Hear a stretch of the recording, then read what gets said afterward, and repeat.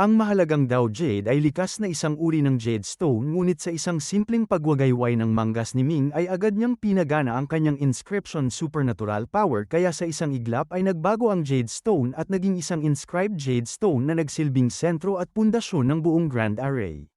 Kasunod nito ay isa-isa niyang itinanim ang mga tangkay ng heavenly bamboo sa lupa at bawat isa ay inukitan ng maseselang rune na naglalaman ng masalimuot na kapangyarihan. Matapos makumpleto ang lahat ng galaw ay natapos ni Ming ang buong circuit at ang Grand Array ay ganap na naitayo ng walang kahit anong bahid ng pagkakamali habang ang bawat bahagi nito ay perpektong magkakaugnay. Pagkatapos nito ay sa ikinagulat ng lahat ay bigla niyang ikinalat ang 10,000 level 12 talisman coins sa loob ng array habang nanatili siyang nakatayo sa gitna at may bahagyang ngiti sa kanyang mukha. Sa sandaling bumagsak ang mga talisman coins ay sabay-sabay na nagningning ang Dao Jade at Heavenly Bamboo at sa isang iglap ay sabay-sabay na na-activate ang hindi bababa sa 10,000 level 12 talisman coins. Ang isang piraso pa lamang nito ay kayang makasugat ng isang karaniwang martial god kung ilalabas ang buong kapangyarihan kaya ang sabay-sabay na pagsabog ng 10,000 ay lumikha ng isang napakalakas at nangingibabaw na force field na tahimik na sumalakay sa mga restriksyon ng Palace of Longevity. Gayunpaman ay napakalakas ng mga restriksyon ng palasyo kaya kahit ang napaka-perpektong array at napakalakas na puwersa ay nagawa lamang bahagyang ilihis at guluhin ang daloy nito at doon ay lumitaw ang isang napakaliit na siwang. Bagamat sandali lamang itong nagpakita ay sapat na ito para kay Ming kaya agad niyang ginamit ang divine power ng Dragon Clan at naging tila usok na anyo na mabilis na dumaan sa siwang at nakapasok sa loob ng Palace of Longevity. Kasabay nito ay dahil sa sobrang lakas ng 10,000 talisman coins ay hindi na kinaya ng Dao Jade at Heavenly Bamboo ang pressure kaya agad itong sumabog at naiwan lamang ang isang magulong tanawin sa lugar. Agad na sumigaw ang Golden Prince at hinanap si Ming habang ang lahat ay nagkanya-kanyang paghahanap ngunit wala na kahit anong bakas ng ating bida. Dahil dito ay may ilan na galit na nagtanong kung naloko lamang ba sila ni Ming at nang marinig ito ay agad na nagdilim ang mukha ng lahat dahil napakalaki ng kanilang ginastos at pagsisikap ngunit wala silang napala. Sa gitna ng tensyon ay nanatiling kalmado ang Huto Crown Prince at tinanong si Yu Zilan kung naiintindihan na ba nito ang nangyari.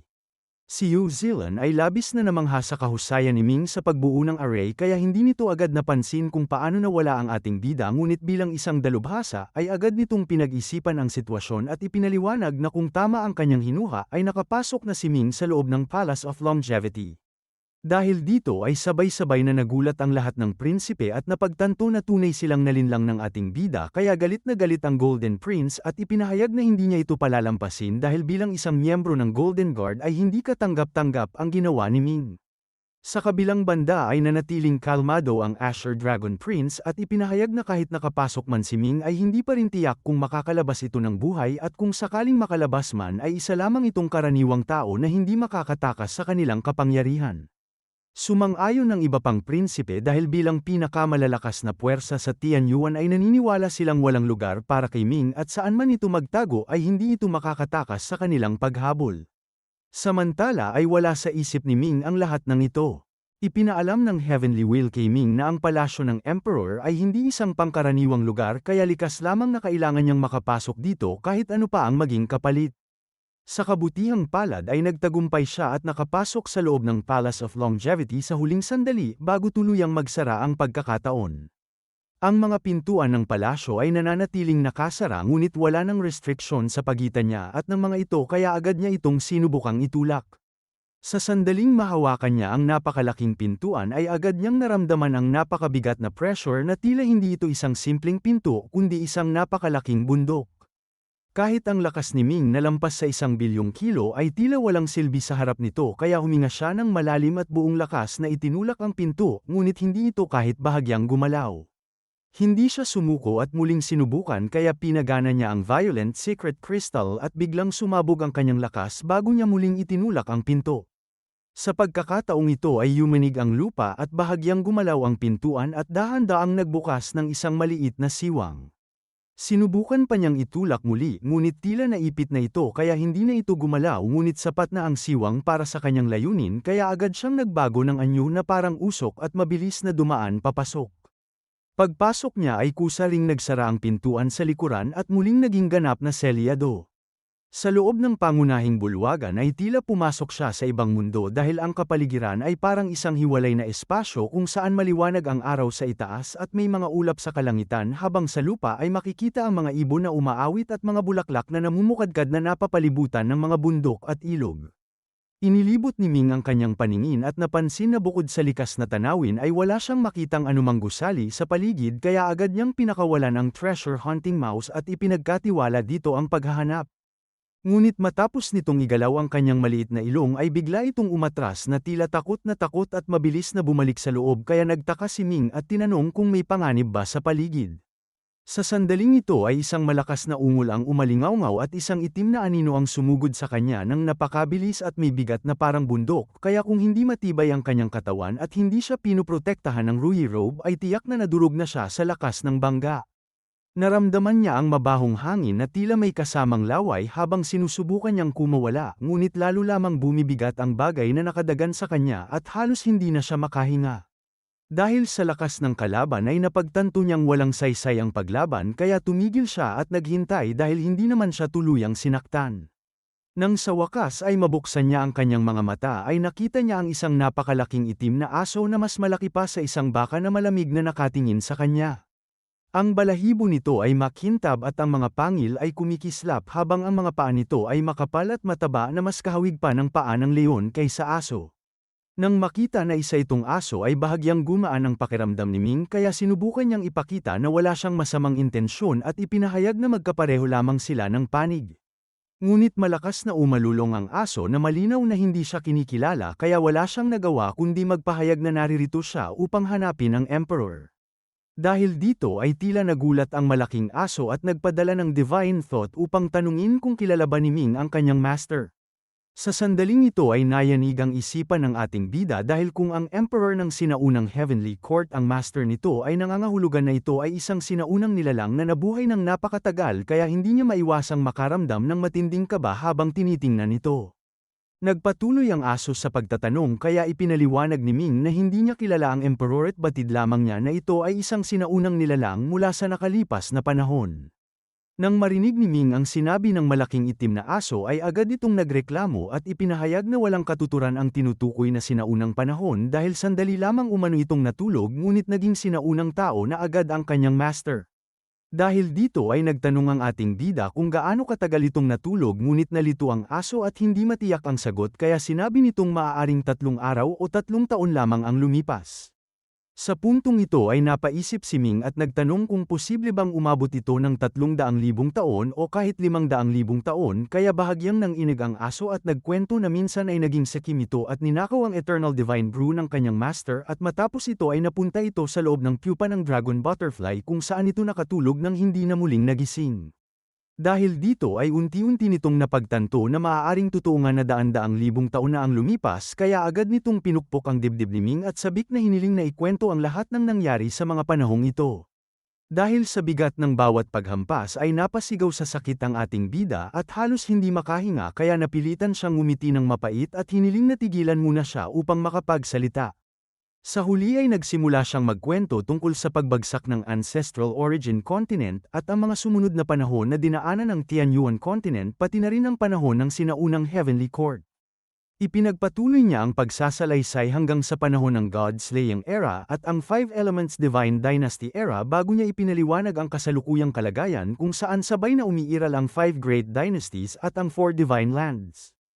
Matapos marinig ang lahat ay tuluyang natulala ang malaking itim na aso bago ito malakas na umalulong at umiyak ng labis na nagdulot ng matinding awa. Nagulat si Ming dahil hindi pa niya kailanman nakita ang isang aso na umiiyak ng ganito at sa gitna ng sitwasyon ay hindi niya maiwasang isipin na sana ay alisin ito ang paa na nakapatong sa kanya dahil tila madudurog na ang kanyang katawan sa bigat nito ngunit pinili niyang manahimik at sa halip ay inabot ang makapal nitong paa upang aliwin ito at ipinaliwanag na ang matagal nitong pagkakatulog ay maaaring hindi masamang bagay dahil kung hindi ay baka naging abo na rin ito tulad ng emperor. Sa sandaling ito ay lalo pang nalungkot ang aso at ipinahayag ang kanyang pagsisisi dahil hindi nito nasamahan ang kanyang master sa mga laban at hindi nito naprotektahan ang kaligtasan nito kaya puno ito ng panghihinayang habang paulit-ulit nitong hinahampas ang lupa. Sa kasamaang palad ay tila nakalimutan nitong nakahiga pa rin si Ming sa ilalim kaya halos lumabas ang mga mata ng ating bida sa lakas ng bawat tama kaya agad niyang pinaganya ang Rui Robe upang maprotektahan ang sarili dahil kung hindi ay tuluyan na siyang mapapatay sa lakas ng aso. Ang mabibigat na ron sa paligid ay paulit-ulit na nababasag at muling nabubuo upang pigilan ang mga hampas hanggang sa tuluyang hamupa ang emosyon ng aso. Matapos ilabas ang galit at lungkot ay muling nagtanong ang aso kung tunay nga bang wala na ang kanyang master kaya maingat na nagtanong si Ming kung noong panahong ito ay hindi pa umaabot sa antas ng Diyos ang Emperor. Ipinaliwanag ng aso na ang kanyang master ay nasa ikawalong antas lamang ng Longevity Realm noon ngunit may pambihirang talento kaya kung nabigyan lamang ng sapat na panahon ay tiyak na magiging isang Diyos ito ngunit sa kasamaang palad ay hindi nito naabot ang puntong ito kaya muling napaiyak ang aso sa matinding lungkot. Sinubukan nitong aliwin ni Ming at ipinaliwanag na hindi na maibabalik ang mga yumao ngunit kahit papaano ay nananatili pa rin itong buhay. Ngunit sa halip na gumaan ang loob ay lalo pang nalugmok ang aso at ipinahayag na wala nang saysay ang kanyang buhay kung wala ang kanyang master kaya bigla itong tumalon at sumugod sa isang bundok sa di kalayuan. Dahil sa sobrang bilis nito ay wala nang pagkakataon si Ming upang pigilan ito kaya isang malakas na pagsabog ang sumunod habang ang bundok ay gumuho at ang lupa ay yumanig ng matindi habang ang mga bato ay nagliparan at ang alikabok ay kumalat sa paligid. Nang tuluyang humupa ang lahat ay muling lumabas ang malaking itim na aso mula sa mga guho at kahit na tuluyang gumuho ang bundok ay wala itong kahit anong sugat. Dahil dito ay napaikot ang mga mata ni Ming at ipinahayag na sa taas ng antas ng cultivation nito ay walang saysay ang ganitong paraan ng pagpapakamatay at kung nais talaga nitong mamatay ay maaari niya itong bigyan ng lason. Agad namang nagalit ang aso at mabangis na tumitig kay Ming habang ipinahayag na isa itong hamak na nilalang at tinanong kung ano ang pakay nito sa Palace of Longevity dahil tila nais nitong nakawin ang mga bagay ng kanyang master kaya nagbanta itong kakagatin siya hanggang mamatay. Sa halip na umatras ay mabilis na nagtanong ang ating bida kung alam ba nito kung paano namatay ang kanyang master kaya biglang tumigil ang aso at tila nabigla bago nagtanong kung alam ba ni Ming kung sino ang pumatay sa Emperor. Ipinaliwanag ni Ming na hindi niya alam ang sagot ngunit malinaw na ang biglaang pagbagsak ng sinaunang Heavenly Court ay may malalim na dahilan at bilang isang master sa Longevity Realm ay dapat sana ay nabuhay ang Emperor ng daan-daang libong taon kaya tiyak na may dahilan ang kanyang pagkamatay. Dahil dito ay direkta niyang tinanong kung hindi ba nais ng aso na malaman ang katotohanan at ipaghiganti ang kanyang master. Sa sandaling ito ay kumislap ang mga mata ng aso sa matinding galit at ipinahayag na nais nitong ipaghiganti at hanapin ang tunay na salarin kaya agad na sinabi ni Ming na maaari niya itong tulungan dahil bilang isang nilalang na hindi tao ay mahihirapan nitong kumilos sa labas ng mundo. Matagal na tumitig ang aso sa ating bida bago tuluyang nagpahayag na pansamantala ay hindi muna nito ito papatayin at hiniling na sabihin ang kanyang pangalan. Ipinakilala ni Ming ang sarili bilang isang martial artist mula sa Tianyuan Continent at matapos marinig ito ay tumango ang aso at ipinahayag na maganda ang kanyang aptitude at hindi nalalayo sa kanyang master ngunit bigla itong nagulat at paulit-ulit na inikat si Ming na tila sinusuri ang kanyang kabuuan. Dahil dito ay nahilo ang ating bida at napatanong kung balak ba talaga siyang kagatin ngunit puno ng pagtataka na ipinahayag ng aso na napakataas ng kanyang talento na halos maihahambing sa kanyang master. Ipinaliwanag nito na ang kanyang master ay may superior grade Dao body at bagamat si Ming ay hindi pa umaabot sa antas na ito ay napakalaki ng kanyang potensyal at malapit na itong makamit. Alam ng ating bida na ang Dao body ay isang antas na mas mataas pa sa Divine body at maaaring makuha sa pamamagitan ng merit points ngunit hindi niya ito pinili noon dahil una ay wala siyang sapat na yaman at kalaunan ay napagtanto niyang mas mahalaga ang sariling pag-unlad kaysa sa simpleng pagpapalit ng katawan. Dahil dito ay tinanggap lamang ni Ming ang papuri habang iniisip kung ano ang tunay na balak ng aso at hindi nagtagal ay ipinahayag nito na sa talento ng ating bida ay kung ito ay maaalagaan at mapapalakas sa tamang paraan ay maaaring makamit nito ang dakilang tagumpay at maipagpatuloy ang hindi natupad na hangarin ng kanyang master kaya mas makabubuti pa na palakasin siya kaysa magpakamatay. Dahil dito ay naging interesado si Ming at tinanong kung ano ang huling layunin ng Emperor kaya ipinaliwanag ng aso na ang kanyang master ay nagnanais na maging isang Supreme God at pag-isahin ang sangkatauhan upang maitaas ang martial arts civilization sa antas ng isang super civilization ngunit napakahirap ng landas na ito at kahit ang Emperor at ang kanyang master ay hindi nagtagumpay. Sa kabila nito ay ipinahayag ng aso na bagamat napakababa ng tsansa ni Ming ay handa pa rin itong subukan at suportahan siya kaya sa sandaling ito ay makikita sa mukha nito ang lalim ng pinagdaanan na tila isang matandang nilalang na nabuhay ng napakatagal. Dahil dito ay nagulat si Ming at tinanong kung ibig nitong sabihin ay sasanayin siya at walang pag-aalinlangang kinumpirma ng aso ang kanyang hangarin. Ipinahayag ng malaking itim na aso na nais nitong maging kasing lakas ni Ming ang kanyang master noon at muling buksan ang Heavenly Court upang maabot ang antas ng isang Supreme God. Bahagyang napangiti ng mapait ang ating bida at ipinaliwanag na hindi ganoon kadali ang pagtatatag ng Heavenly Court dahil matapos ang pagbagsak nito ay maraming civilization ang pumasok sa Tianyuan tulad ng Immortal Dao Civilization at Buddhist Dao Civilization ngunit wala ni isa ang nagtagumpay. Sa kabila nito ay kalmadong ipinaliwanag ng aso na ayon sa kanyang master ay ang martial arts civilization ang pinakaangkop para sa pag-angat ng sangkatauhan ngunit mababa pa ang antas nito sa kasalukuyan at kung bibigyan lamang ng sapat na panahon ay tiyak na malalampasan nito ang lahat ng ibang civilization. Idinagdag pa nito na ang dahilan ay simple lamang dahil ang layunin ng martial arts civilization ay pakikipaglaban at kung nais umangat ng sangkatauhan ay ito din ang pinakakinakailangan. Napansin ni Ming na tila lubos na pamilyar ang aso sa Palace of Longevity kaya kahit hindi pa sigurado kung posible ang mga sinasabi nito ay pinili muna niyang sumang-ayon at tinanong kung may iba pa ba itong hinihingi. Ipinaliwanag ng aso na wala itong maraming hihingin hanggat hindi pa umaabot si Ming sa Dao Body at sa antas ng Martial God dahil kung hindi maaabot ang mga ito ay mahihirapan itong makamit ang dakilang layunin. Hindi ito gaanong sineryoso ng ating bida dahil kahit humarap pa siya sa isang martial god ay hindi siya madaling matitinag at wala siyang gaanong takot sa antas na ito. Pagkatapos nito ay ipinahayag ng aso na mula sa sandaling ito ay si Ming na ang kanyang bagong master at tinawag nito ang sarili bilang Black Tyrant habang agad itong lumuhod at yumuko bilang tanda ng paggalang. Nagulat si Ming at agad itong pinatigil ngunit mariing iginiit ng aso na tama lamang ang ginawa nito dahil siya na ang master nito. Ipinahayag din ito na ang Palace of Longevity ang pundasyon ng kanyang master na binubuo ng 3 palasyo, 9 na courtyard at 24 na realm ngunit sa kasalukuyan ay isa lamang ang kanyang kontrolado na tinatawag na Book Mountain Realm. Lubos na nagulat ang ating bida at agad na nagtanong kung ano ang 3 palasyo, 9 na courtyard at 24 na realm kaya ipinaliwanag ng Black Tyrant na hindi rin ito lubos na alam ang detalye dahil hindi pa ito nakapasok sa mga ito ngunit batid nito na ang 24 na realm ay kumakatawan sa 24 na civilization at bilang halimbawa ay ang Book Mountain Realm ay sumasagisag sa Confucian Civilization. Ipinaliwanag pa nito na ginugol ng sinaunang Heavenly Emperor ang kalahati ng kanyang buhay upang tipunin ang pinakamalalakas na klasikong kaalaman ng 24 na civilization ng sangkatauhan upang sanayin ang kanyang master at dito nabuo ang 24 na realm. Ang kanyang master ay dumaan sa bawat realm upang mag-cultivate bago tumungo sa 9 Academy at sa huli ay sa 3 Palaces bilang bahagi ng plano na gawing isang nilalang na hihigit pa sa Emperor at maging isang Supreme God ngunit sa huli ay nabigo pa rin ito. Dahil dito ay nagtanong si Ming kung sila ba ay kasalukuyang nasa loob ng Book Mountain Realm ngunit agad itong itinuwid ng Black Tyrant at ipinaliwanag na nasa panlabas pa lamang sila ng Palace of Longevity at upang makapasok sa Book Mountain Realm ay kinakailangan itong pahintulutan si Ming. Dahil dito ay agad na nagtanong ang ating bida kung maaari ba siyang dalhin doon ngunit umiling ang Black Tyrant at ipinaliwanag na bagamat mataas ang potensyal ni Ming ay nasa antas pa lamang ito ng Divine Body at hindi pa umaabot sa Dao Body kaya mas mabuting bumalik na lamang ito kapag tunay na naabot na ang antas na ito. Idinagdag pa nito na kapag nakamit niya ang ganap na tagumpay sa Book Mountain Realm ay unti-unting magbubukas ang iba pang mga pribilehiyo.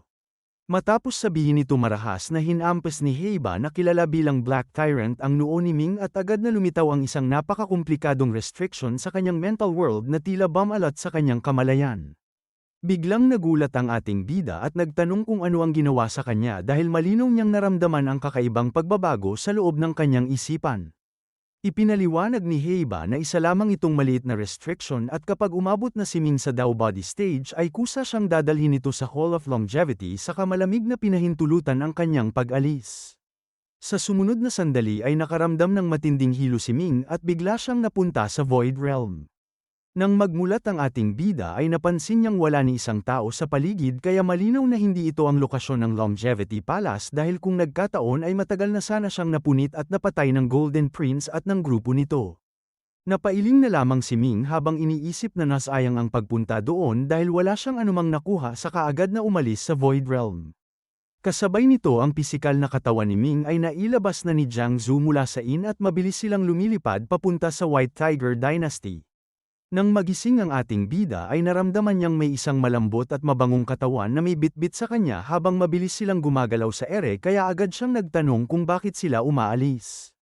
Nang makita ni Jiang Zhu na gising na si Ming ay agad itong huminto at nagpahayag ng inis dahil labis siyang nag-alala habang matagal itong nanatili sa Void Realm at lalo pang tumindi ang kanyang pag-aalala nang bumalik si Feng Wuxiang na galit kaya natakot siyang mapahamak ang pisikal na katawan ni Ming kaya sinamantala niya ang pagkakataon upang tumakas kasama ang ating bida. Tumingin si Ming sa direksyong tinatahak nila at bahagyang ngumiti si Jiang Zhu habang sinasabi na papunta sila sa White Tiger Dynasty upang makita ang marriage lake. Kaagad namang iginiit ni Jiang Zhu ang pangako ni Ming at tila nagbabanta pa gamit ang kanyang maliit na kamao upang tiyakin na hindi ito uurong sa sinabi. Mabilis namang tiniyak ni Ming na hindi ito mangyayari dahil lagi niyang tinutupad ang kanyang salita. Sa sandaling ito ay narating na nila ang border ng White Tiger Dynasty at unti-unting nagbago ang tanawin sa kanilang paligid mula sa pagiging tigang tungo sa mas maunlad na kapaligiran kung saan nagsisimula ng lumitaw ang mga bayan. Ang Marriage Lake ay matatagpuan sa kanlurang bahagi ng White Tiger Dynasty kaya kinakailangan pa nilang tawirin ang malaking bahagi ng nasasakupan nito bago makarating doon. Matapos ang ilang sandali ng paglalakbay ay nakaramdam ng pagod si Jiang Zhu kaya nagpa siya itong magpahinga sa isang maliit na bayan sa unahan. Ang bayang ito ay may lawak na humigit kumulang 300 kilometro at may populasyon na halos 10 milyon bagaman matatagpuan ito sa isang liblib at tila napag-iwang lugar. Pagpasok nila sa bayan ay agad silang nag-check-in sa isang inn upang makapagpahinga. Pagsapit ng hapon ay nagpa siya ang dalawa na kumain sa restaurant sa unang palapag upang mas maunawaan ang lokal na kaugalian at kultura. Ang lugar ay puno ng ingay at buhay dahil sa dami ng tao mula sa mga lokal hanggang sa mga nagdaraan lamang. Ang ilang magkakakilala ay nagsasama-sama sa maliliit na grupo habang sabay na kumakain at nagkukwentuhan at sa gitna ng masiglang kapaligiran ay may isang usapan na unti-unting nakakuha ng pansin. May isang tao ang nagbanggit tungkol sa Blood River Sect na muling lalabas upang pumatay at mangolekta ng dugo at binanggit pa nito na ilang daang taon na ang nakalipas ngunit kung wala sana ang sect na ito ay matagal nang naging isang malaking lungsod ang White Deer City. Agad naman siyang sinaway ng isa pa at pinababaan ang kanyang boses dahil mapanganib kung marinig sila ng Blood River Sect at maaari silang mapahamak at idinagdag pa na karaniwan namang mga nagdaraan lamang ang target ng sect kaya tila wala itong kinalaman sa mga lokal. Ngunit may isa pang tumutol at iginiit na hindi maaaring sabihin na wala itong kinalaman sa kanila dahil kahit gaano pa kalihim ang Blood River Sect ay marami pa ring tagalabas ang nakakaalam kaya mas pinipili ng mga ito na umiwas sa White Deer City at kung magpapatuloy ito ay darating ang panahon na wala nang darating na tao kaya mapipilitan ng sect na bumaling muli sa mga lokal upang kumuha ng dugo. Sa huli ay may isa pang malamig na nagsabi na wala siyang pakialam sa ganoong bagay dahil kung sakaling kumilos man ang Blood River Sect ay siguradong magsisimula ito sa mga kanayunan at maliliit na bayan. Sa panahong ito ay malamang na matagal na silang patay dahil sa katandaan kaya wala na raw dapat ikatakot. Narinig ni Ming ang usapang ito gamit ang kanyang heavenly ear kaya bahagya siyang napakunot noo dahil tila totoo ngang may umiiral na napakasamang sect sa loob ng White Tiger Dynasty. Agad niyang sinabi kay Jiang Zhu na hindi ligtas ang lugar kaya mas mabuting tapusin na nila ang pagkain at umalis kaagad. Sumunod si Jiang Zhu nang walang pag-aalinlangan at marahang tumango. Pagkatapos nilang kumain ay agad silang umalis nang hindi na nag-abala pang mag-check out sa kanilang silid. Ilang hakbang pa lamang ang kanilang nalalakad nang may isang grupo ng mga tao ang samalubong sa kanila pawang nakasuot ng pulang kasuotan na tila nababad sa dugo may mga espada sa baywang at matatalim ang tingin na puno ng panganib. Nang magkatapat sila sa distansyang humigit kumulang 10 hakbang ay may isang lalaki ang nagtanong kung dumadaan lamang ba sila. Kalmadong sumagot si Ming at nagtanong pabalik kung ano ang kailangan ng mga ito ngunit hindi na sumagot ang lalaki at sa halip ay nag-utos agad na hulihin sila dahil tila natapos na raw ang kanilang gawain sa araw na ito. Sa isang iglap ay 4 na lalaki ang sumugod sabay-sabay na iniunat ang kanilang mga kamay upang dakmain sina Ming at Jiang Zhu.